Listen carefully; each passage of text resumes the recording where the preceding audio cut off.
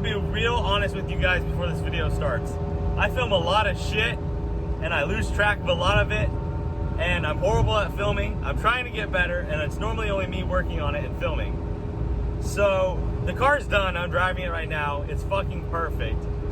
But I'm gonna put in all the footage I have of what happened to fix this thing, and it's just gonna be one big video because there's so much shit, and I don't know, I can't keep track of it. So enjoy this last video of me fixing the E36, and if you guys like the content, please like and subscribe, and you know, message us on Instagram, tell us what you think, you know, whatever you guys want. So enjoy. Here's all the footage I have from fixing this car. I've started trying to put these bushings in. First I had them in the fridge, they weren't cold enough. Second time they were in the freezer, and then I figured out you had to pull them apart to put them in, and then they were frozen together, so I had to let them thaw out. So now they are coming apart, but I need to put them back in the freezer like they are, so they will shrink again. So I'm gonna separate them, put them back in the freezer, and then I will, you know, put them in. So I'm gonna go do that, and maybe I'll be able to get this done tonight. You guys saw last, but we have the, I got the bushings in, I put them in the freezer for a day, and they basically sit right in, and then I just hit them in with this dead blow right there. So the ones that have like the little concave in the top, those are go in the front of the diff, so there's a drive shaft, and then these go in the rear, the flush ones, and you just bang everything in.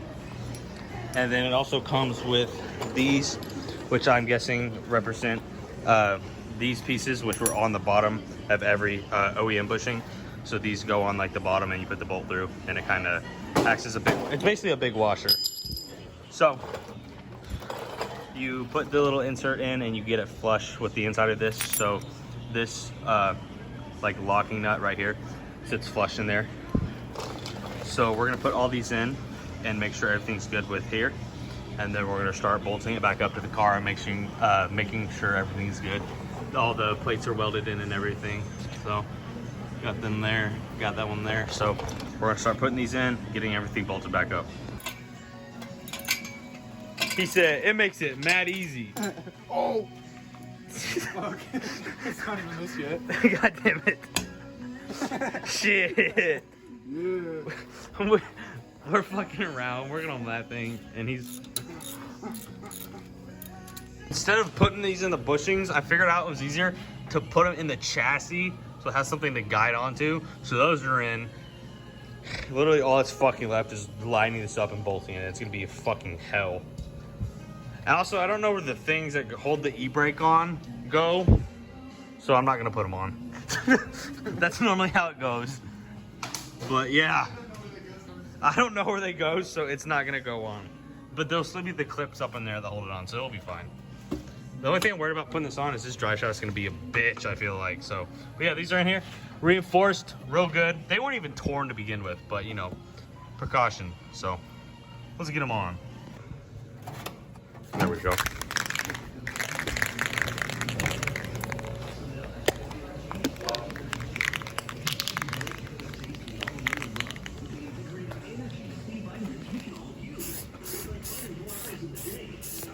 Paint my coils gold, and he totally didn't buy the wrong wheel studs. I gotta buy new ones. They ain't even the right size. I need to get shorter ones anyway. Don't even thread on. Fuck you. Piece of shit. Get that back on. We're all having difficulty lining it up and getting the drive shaft in there. So we're gonna have to take the entire drive shaft out. So what we're gonna do is we're gonna unbolt the headers, unbolt the exhaust from the header so we can take the whole exhaust out, and then take the drive shaft out, which is under all that. So we're gonna start doing that. These look to be like 13s or 12s, so we're gonna start unbolting these. So I'm installing my yellow fogs onto the E36. It didn't come with hardware, so I had to use some bolts, and they're too long. So I'm cutting them, but they do fit. So I gotta cut them with this Dremel, and then we're gonna install the fog. Woohoo. All right, so I couldn't film because we were struggling with it so much, but the side frame's in the car. What we did was we lifted it up, we put it on the sawhorses right there. Lowered the car down, got all the bolts on. So far, we have the trailing arm pocket bushings in, got the side frame bushings in, they're all torqued down. Both of them are 57 torque. That's the torque spec on it, 57 foot-pounds. So those are all in, columnar bushings.